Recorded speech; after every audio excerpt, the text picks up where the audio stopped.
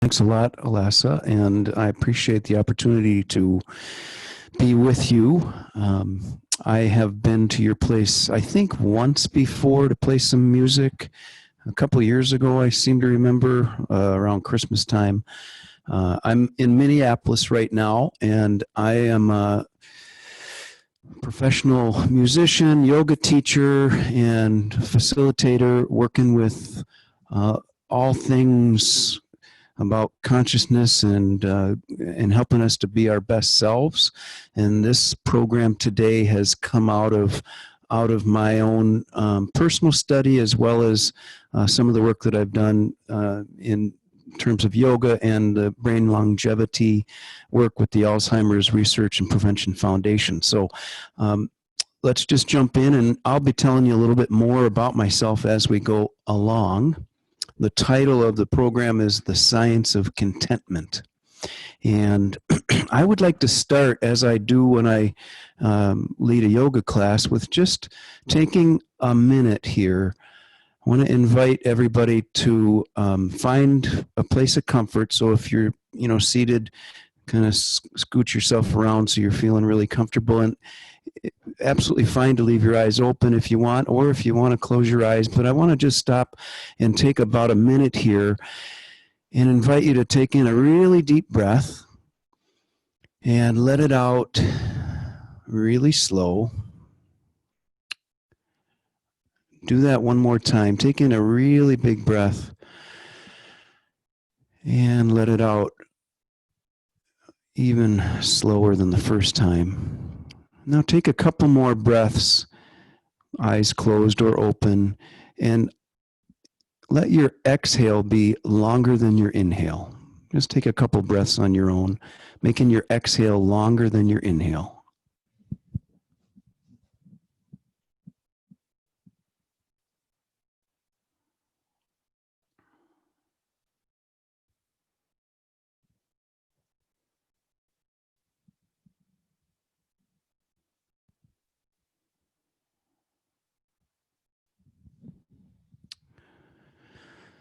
Thank you for that. And I just wanted to start with that because that's, in essence, really what we're about here for this next hour, is taking conscious control of our mind-body connection. And it's as simple as that. It's just as simple as focusing on your breath. And you'll notice, maybe you can, I can't see anybody's face, or when we're live and in person, we can have a lot more interaction, but I'm gonna guess that you feel even a little bit different, even just after that minute to 2 minutes. So we don't have to think about things in a kind of trekking to the mountaintop and sitting in a cave for 5 years. It's Jim, as you simple. got really quiet. Yeah, I was seeing. Is that better? Yeah, I think so. Kate, is that better? Give me a thumbs up. Yeah, I do think that. I was noticing that I was kind of maxing out on my my meter here, but I think that'll be all right. So it's just as simple as focusing in on our breath, and we're going to come back to this for sure at the end of what we're talking about. But here's the questions to frame our time together. Is contentment a thought or a feeling? Just think about that for a second. Again, if we were live, I would be saying, yeah, throw some ideas out and have a discussion, but we're going to just treat it as a rhetorical question now. So thinking in terms of contentment, is it a thought or a feeling? Sometimes it can be good to think about words and think about what they mean. My contention is that contentment is actually a feeling, and it's a little bit different than happiness. Happiness is maybe a little more on the surface. Contentment is a little bit more, how do I feel about myself? Do I feel okay, irregardless of whether things are going good or bad? And that's really where we're aiming our time, is more in terms of what is my inner response to the situations and life circumstances that I have. How many of your thoughts today did you consciously choose? It's another question to consider. sometimes we are on autopilot, and I have read that up to 90% of our thoughts are unconscious, up to 90%.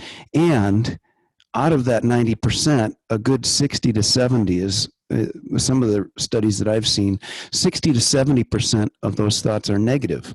So we're a lot of times running some patterns and thinking neural networks that are maybe not always helping us, which is essentially what we're talking about today. So the goal is for our hour to gain a basic understanding of brain anatomy, introduce the concepts of heart rate variability and brain plasticity, demystify and begin to understand how our thoughts, conscious and unconscious, and thinking affect our body, mind, and create our lived experience. And then experience these ideas not only intellectually, but grounded in a physical practice. And I picked 3 things for our hour. There's tons of opportunities that we can think about. In fact, one that I didn't put on here, which I always make sure to mention because it's very important, but prayer. Think about that as also an opportunity to be changing how we think. But I just picked these 3: yoga, exercise, being intentionally grateful, and meditation. And just what we did when we started out with conscious breathing. Just 3 very, very simple tools for maybe finding some more contentment. All right, some basic, really, really basic brain anatomy. I'm not a brain scientist. I'm not a neurosurgeon. I have no medical degrees. I want to get that right out in front. My unique offering, I think, in terms of bringing this information is that I have been studying this for really 35 years. I've been studying this work, and through my own experiences, and I'll talk a little bit about that in a minute, I have really come to some good understandings for myself, and that's where some of this has come out of. I'm acting almost as a translator in some ways. So we'll keep talking a bit about that. There's some studies here that we're talking scientifically, and I want to put that kind of out there in the beginning that my role, I think, is to maybe decipher. I'm not going to blaze any new trails or say anything controversial here. This is all information that's going to help us to reframe the idea of a mind-body connection in a more usable form. That's my goal. That's what I'm really trying for. So in that end, these 3 parts of the brain, you can see there's this green part with the frog in the bottom. That's called the cerebellum, and that's our most basic, the reptilian part of our brain. That governs a lot of our instincts, sleeping, being hungry, breathing. A lot of the things that we don't even think about are really being driven by this area at the base of our brain. In the middle, you can see a little kind of a frog or a monkey in the middle, and it's a brown area. That's the limbic or mammalian part of the brain. We share some of these areas with mammals, dogs, cats, bears, etc. There's language, and also in the middle part is emotions. On the outer part, the cortex, that's what really sets us apart. That's what makes us human. That's what makes us different from the rest of the animal kingdom, so to speak. And the reason why it makes us different is we have the ability to self-reflect. And that's really an important part of our discussion today, is we're actually able to step back and look at ourselves thinking. No other animal form or life form can do that. And so it really is a blessing and a curse, and we'll talk a little bit more about that.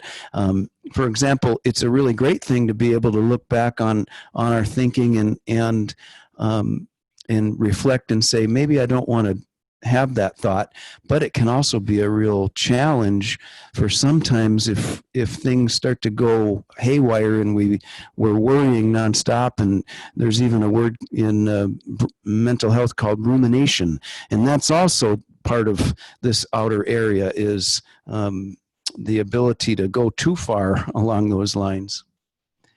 So the brain is made of 100 billion neurons. Neurons are brain cells.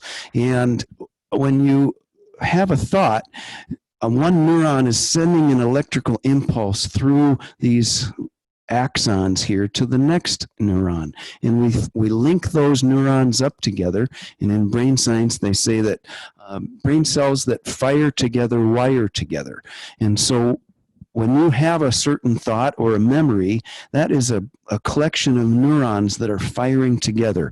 And when we think the same thought over and over again for 5 years, we add more neurons together and we create bigger neural networks. And if we have that same thought over 10 years, we create an even bigger neural network. And you can imagine if it gets to be 50 years, if I have a thought in my mind like, well, I'm not really very good at singing. Well, that neural network just became a very big neural network after 50 years of thinking that same thought. I like to think of neural networks almost like roads. If you think you go down to a two-lane county highway, and then that's one neural network, and then having some more thoughts gives you like maybe John Nolan Drive, makes it a little bigger, and then you get a few more neural networks and it becomes the Beltway, and then you get some more neural networks and it's 94 or the Kennedy Expressway in Chicago.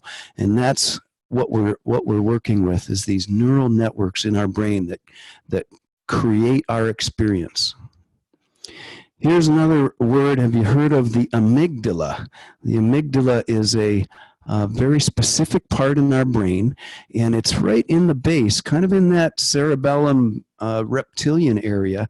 And what the amygdala does is it is the fire alarm. It sets off our stress response. Some of you, I'm sure, have heard the words fight, flight, or freeze. Well, the amygdala is what sets off our fight, flight, freeze response.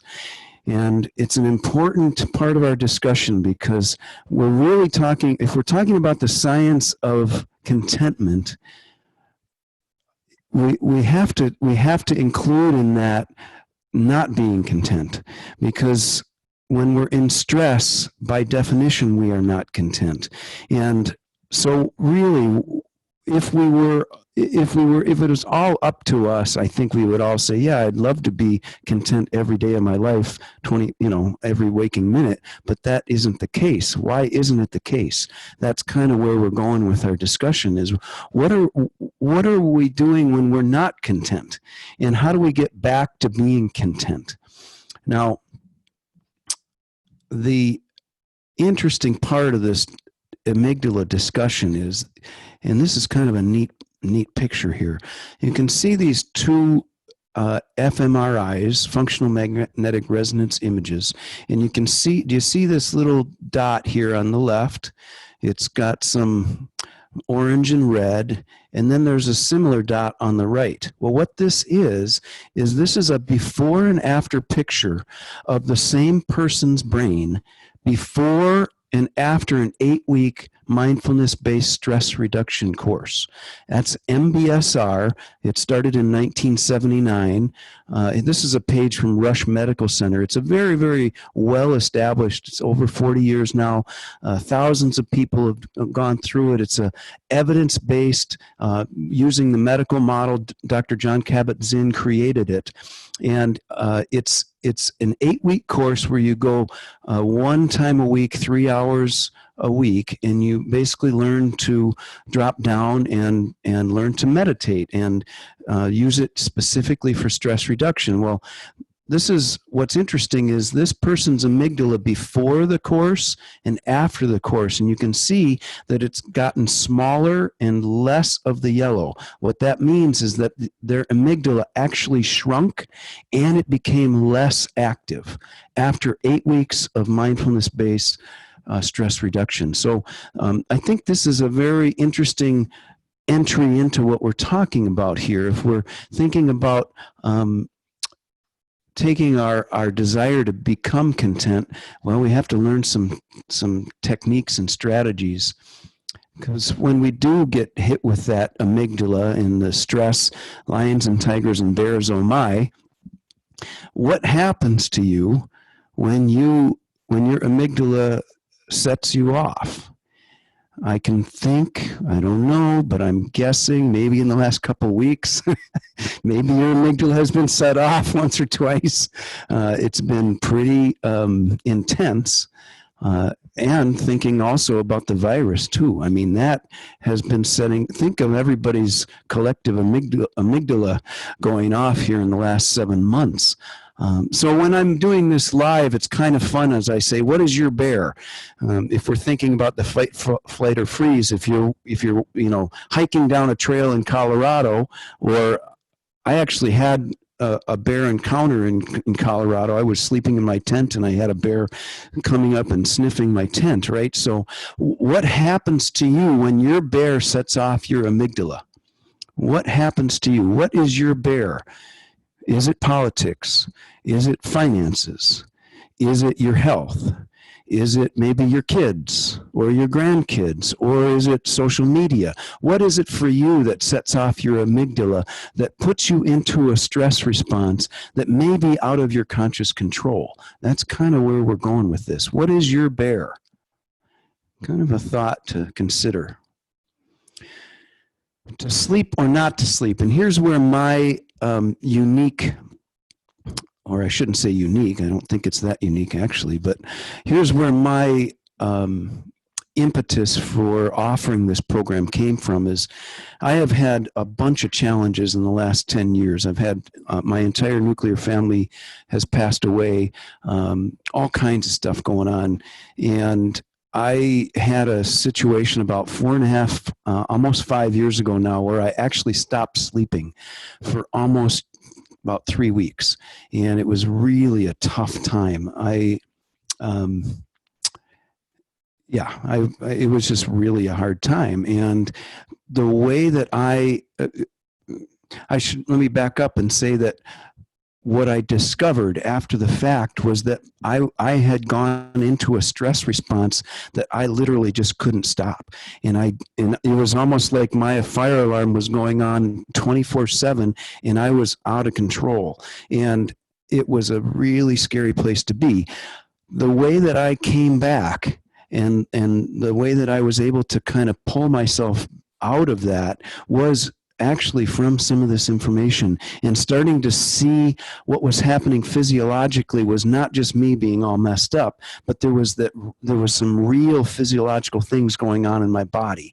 And that's where I was really studying the science of being miserable. In a sense, I was studying the science of things being out of control, and in the process what I discovered was, if my thoughts could make me that out of balance, my thoughts could also make me in balance and bring me back too. And that's where this really comes from. So that's my offering here. Is I am not a neuroscientist, but I am a anxiety stress specialist through the School of Hard Knocks. So we're not here to talk about the science of being miserable. We're here to talk about being content.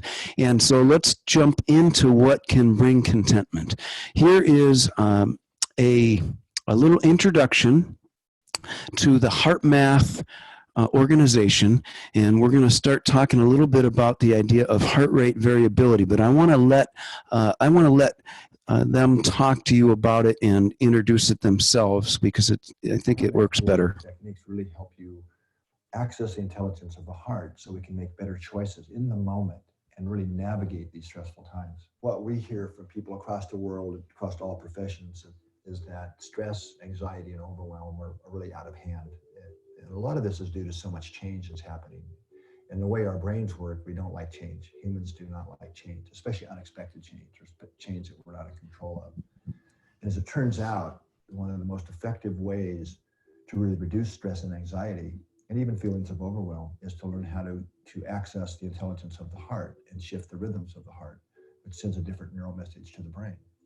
So one aspect of our research is really focused on developing simple, practical, user-friendly tools and techniques that allow people to really manage their stress.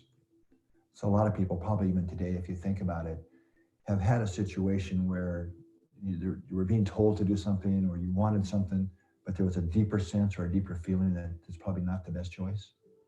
So that's what I mean by that lack of alignment.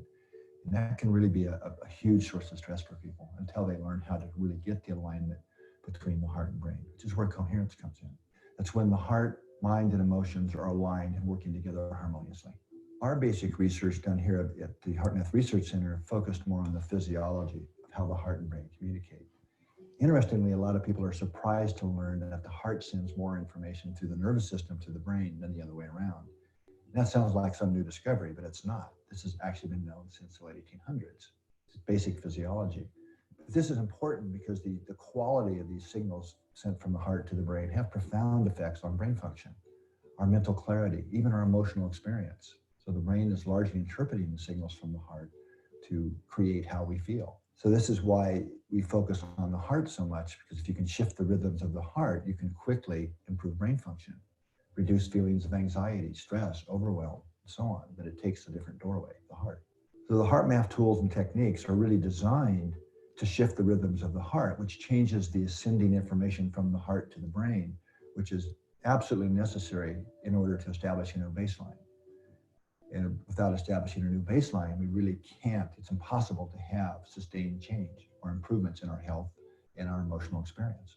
So when we get our systems coherent and have the alignment between heart and brain, that's really when we access that deeper intuition that we have within, inner guidance. So we have a new sense of clarity in a lot of decisions that can seem complex otherwise.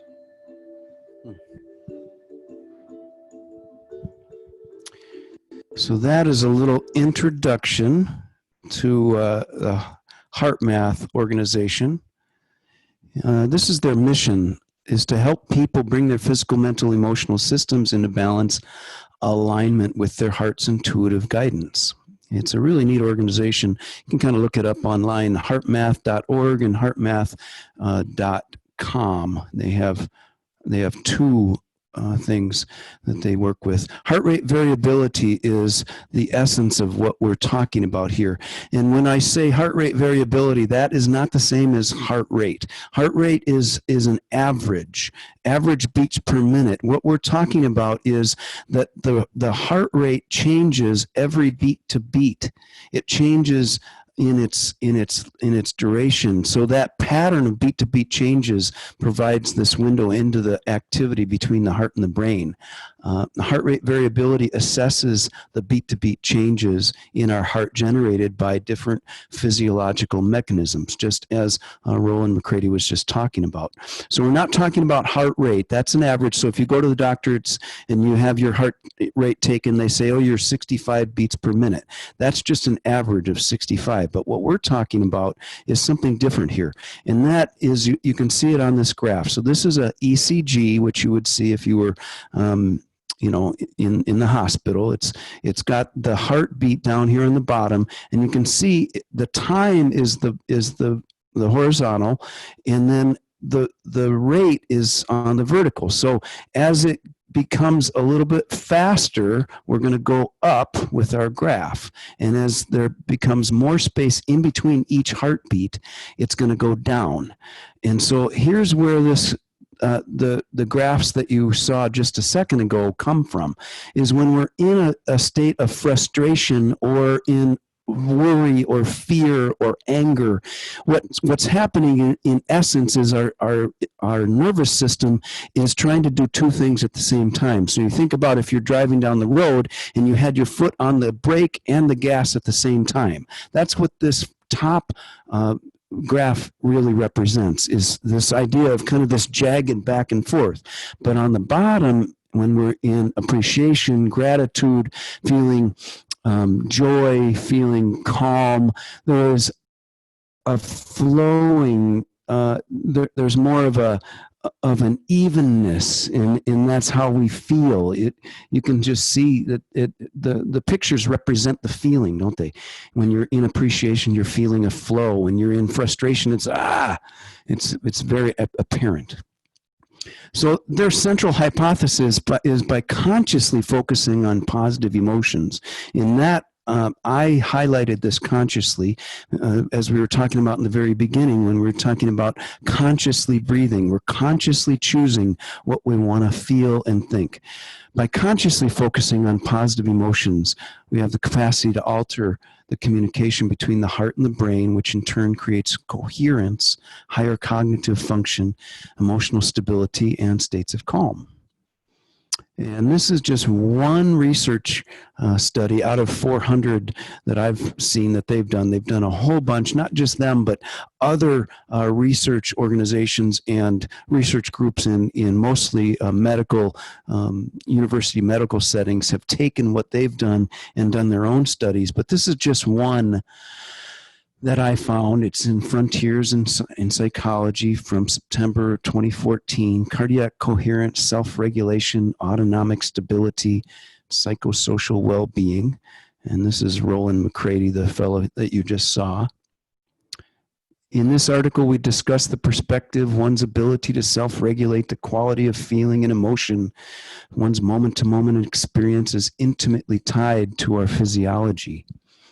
Our discussion emphasizes the communication between the heart and the brain, as well as how these are related to cognitive and self-regulatory capacity. Now, remember when I said I thought I was a good translator?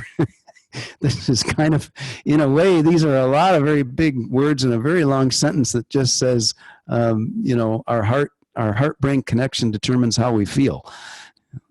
The mind-body connection, there's a constant conversation, not just between the brain and the heart, but also our nervous system, digestive, cardiovascular, immune, hormonal, all the different systems of our body are in constant communication.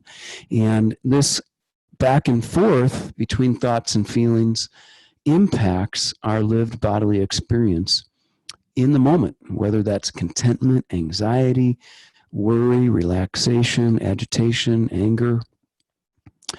And here's the good news. So we talked a little bit about heart rate variability. Now we're going to talk about brain plasticity. Neuroplasticity, also known as neuroplasticity or brain plasticity, is the ability of neural networks in the brain to change through growth and reorganization. These changes range from individual neurons making new connections to systematic adjustments like cortical remapping. Now, why is this important? And why did I bring up the very beginning, at the very beginning, we were talking about the structures of the brain? Because it's important to understand that we do have this ability to change how we think, and what we're discovering is we actually have the ability to change the structure of our brains depending on how we think. Here's a study that I found, the University of Alabama, Birmingham Department of Neurobiology. Adult-born neurons modifying excitatory synaptic transmission to existing neurons. That's a lot of words on that one too. This was from their summary page. Researchers studying the brains of mice manipulated within the mouse's brain the number of a certain kind of cell that are called granule cells. And what they found, these new granule cells formed and they made new synaptic connections to the existing neurons in the mouse's brain. And so what does all this mean? Well, this is a statement from the main researcher of that study that I just put up there from 2017.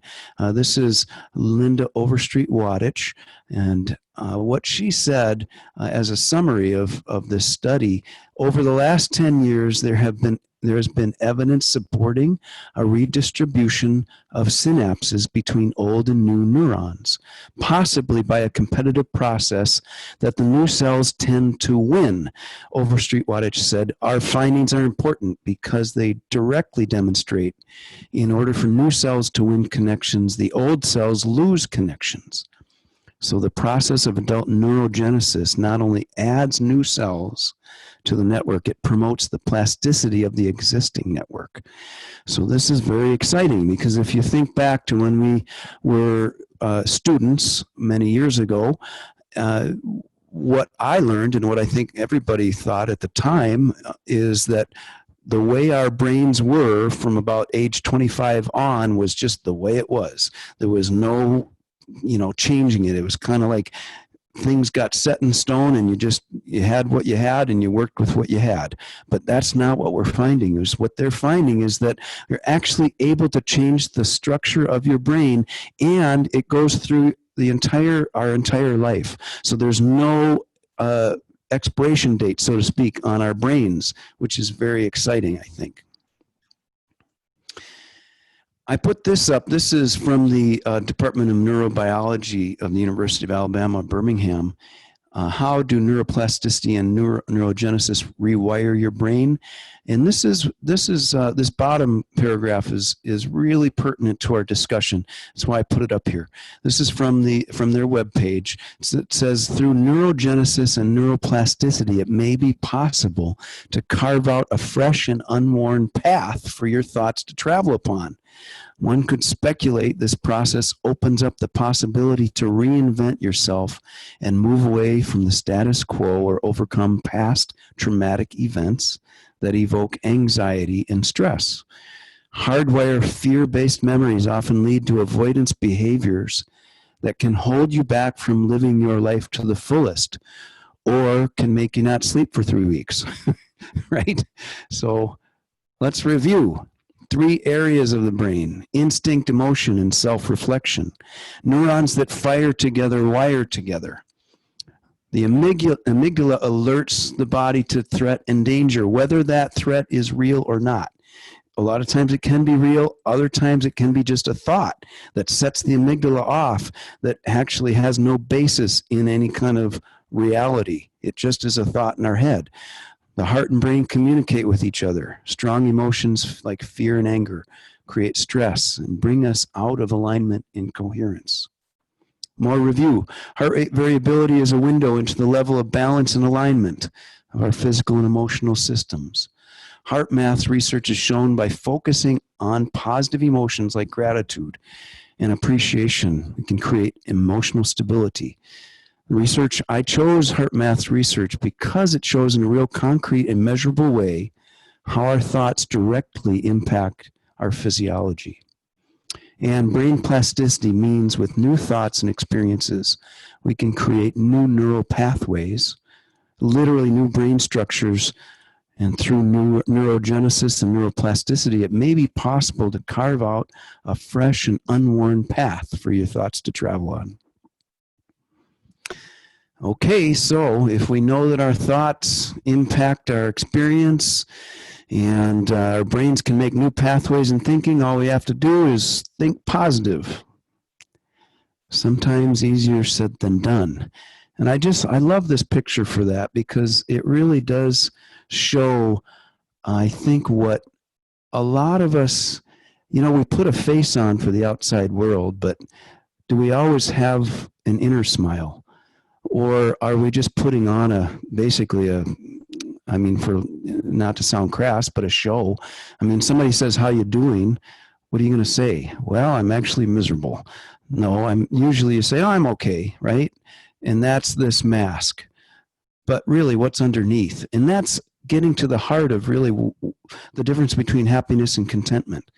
Happiness is when I'm feeling great because all kinds of great things are happening, but am I really content if things aren't happening the way I want them to? So, tools for contentment. How do we carve out our fresh and unworn paths of thought to travel upon? Well, here we go. Let's put it into practice. Let's actually make it into a physical experience. I picked these 3 yoga exercises. I mentioned earlier I've been taking some training through the Alzheimer's Research and Prevention Foundation, and they have been pounding in their training materials. The absolute best thing for memory is exercise. Hands down. It's the most effective way to keep your brain working at its optimal levels. So let's get started and let's do a little bit. I have my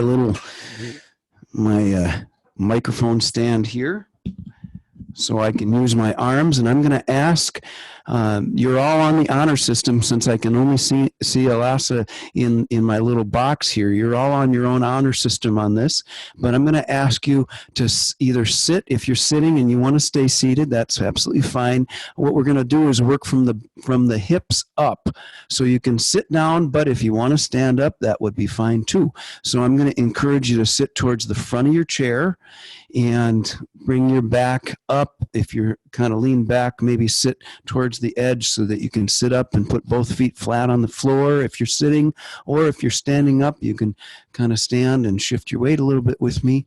And let's just start by taking another big, deep breath, just like we did in the very beginning. So take a big breath in and let it out.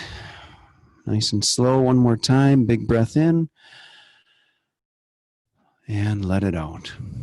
Now on this next inhale, I'm going to ask you to actually raise your arms up as you inhale. Raise your arms up as you're inhaling for the whole length of your inhale. And as you exhale, let your arms come down. So we're going to do this moving our arms to the speed of our breath. So inhale, lifting your arms up. And exhale, letting your arms come down. One more time. Inhale, lifting your arms up all the way overhead. And exhale slowly, arms coming down. One more time. Inhale, arms up. And exhale, arms slowly coming down. Now, one more time up, but we'll do something a little different on the down. Inhale your arms up. And as you exhale, turn to your left. So do a side, just a real rotation to your left. Now, take a second. You can use your right arm to hold your left leg a little bit. Take a breath in. And as you exhale, turn a little bit more to your left. Be very gentle with your back. Take in a breath one more time. Lift your crown of your head up. And as you exhale, turn even just a little bit more to the left. Now inhale your arms back up overhead, coming back to center. And as you exhale, turn to your right. Taking your left hand on your right leg. And pausing there, lift the crown of your head up on an inhale, and as you exhale, turn a little bit more to the right. One more time, inhale up, and exhale, twisting a little farther to the right. Noticing how your exhale enables you to release a little bit deeper.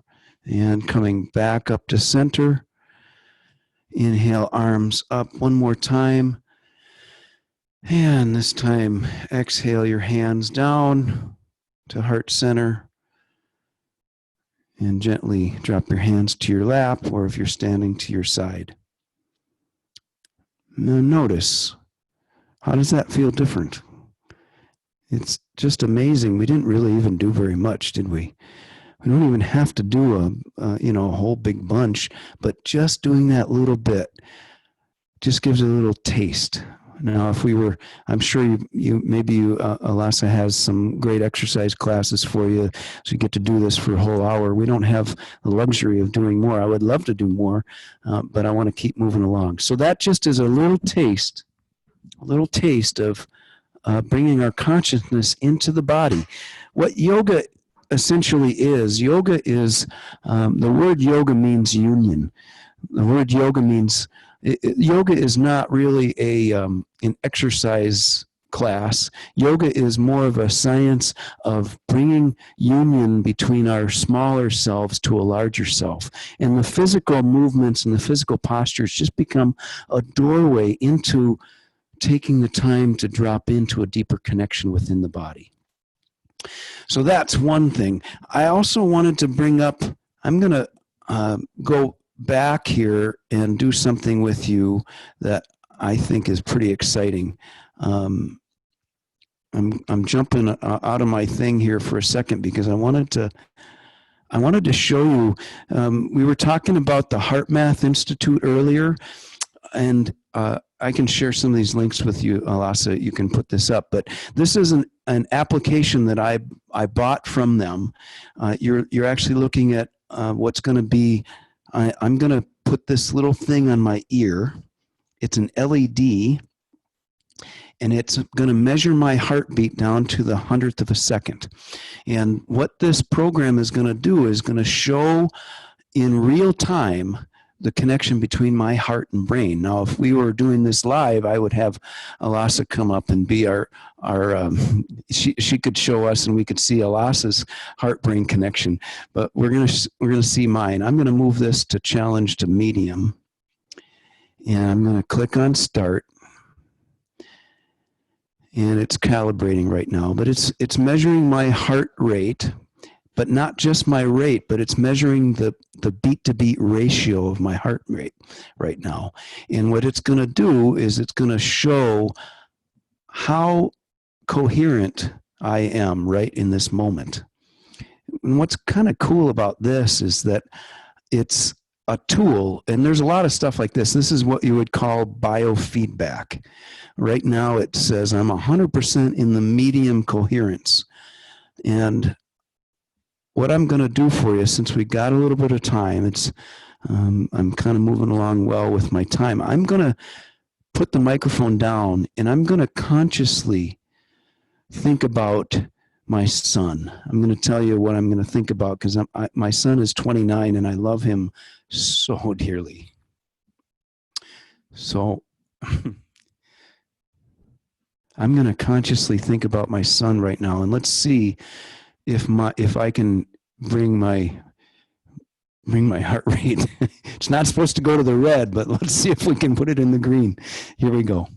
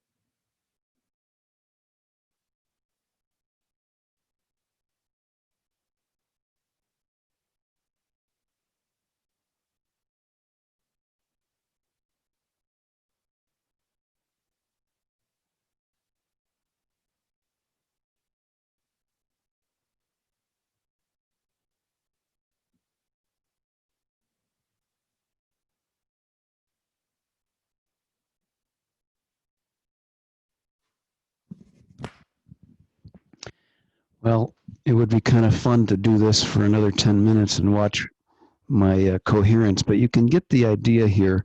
This is, I just think, a cool thing, and it's kind of neat to see. I think you kind of get the idea. You can see how this is really jagged. Well, I'm going to be gentle with myself and say, you know, I'm trying to present to you and do it at the same time. So I'm a little bit up and down here, so apparently I still have work to do in terms of my own self-growth, but you get the idea. Okay, let's stop here. All right.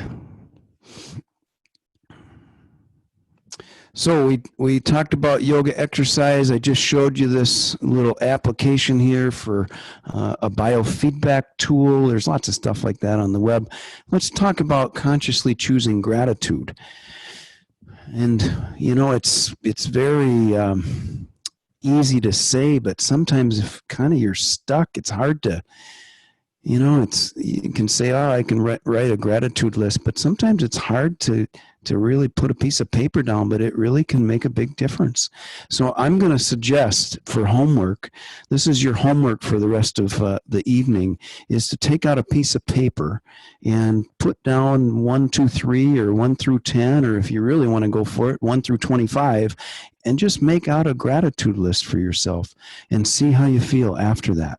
Because there's a lot of research that's been going on around our thoughts and feelings and gratitude, and it's pretty rock solid. There's no doubt that when you consciously choose to be grateful, you actually create endorphins, you create chemicals in your body that make you feel better, and it's kind of neat to see that. Here's our yoga. That's me doing an extended side angle. We did a little bit of movement exercise. Definitely keep moving. Here's your gratitude list. That's your homework. And now, this is kind of exciting. As I mentioned, I come as a musician most of the time. I'm a composer, and I created a piece of music about 2 months ago that I just love, and I want to offer it to you today as a musical meditation.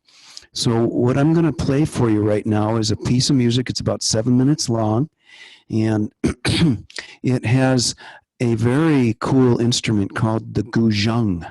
The guzheng is a Chinese zither. It's a 21-string, like a lap harp. And there's a wonderful young guy here in town his name is Jarrell Barton, who plays the guzheng. And I recorded with him, and then I created some flute parts over the top of this.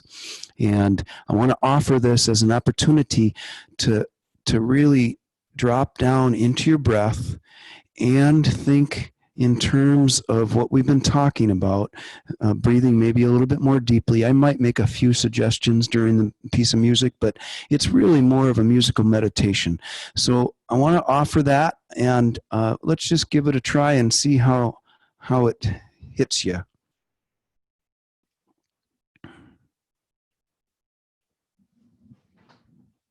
Battery medium. Connected to James's MacBook Pro 2.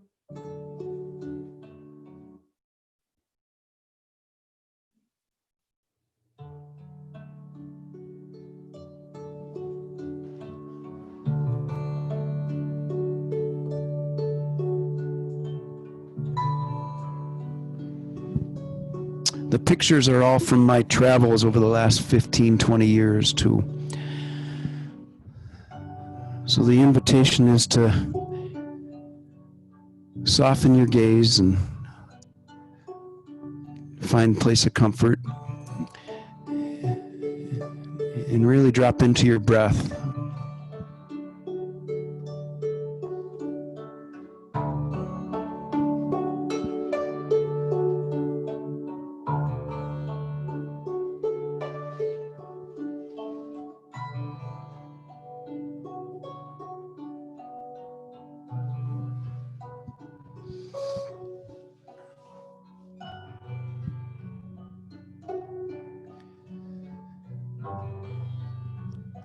Maybe feel your shoulder blades kind of come down, your shoulders relax a little. Space between your ears and shoulders.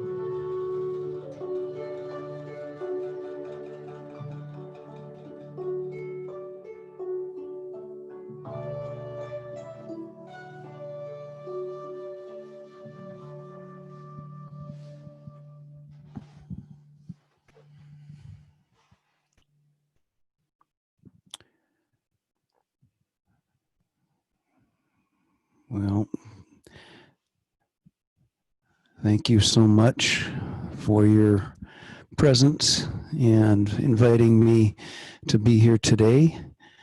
I hope that meditation we did just now was something that changed your physiology and brought a little bit of coherence and contentment. And I really appreciate the opportunity to share this information with you. We do have looks like maybe a couple minutes if anybody has questions or would like to, ask something. I'm more than happy to stay as long as you want. The next 5 hours we'll take questions. Well, thank you so much. Yes, thank you, Jim. You need to share this presentation with like everyone that you know. So it's so needed right now in our world. Yeah, there's a lot of things that are pushing our buttons. So it's definitely timely, isn't it? Yes. Yeah. And needed, like she said. Absolutely. I will be sharing this, and I'll be sharing the link for people to go and watch, because I think I'm going to share it with the staff here too. So thank you so much. It was quite a blessing for me today. So thank you. I appreciate it. Thank you so much. Yeah. And we can be in touch for some of these resources and the heart math and stuff like that. But a lot of this is online. For example, MBSR is something that if you are interested in there is a bunch of places that are doing it as online training. And of course, it'd be nice to do it in person. That's maybe not going to happen right away, but that's available, and there's other resources like that. So yeah, thank you so much. Yeah, thank you. Yeah, Any thanks more a lot. questions or comments? Yeah, anybody? Thank you. You guys want to see a picture of the guzheng? Sure. I do. I can pull it up really quick here. Whoopsie, stop.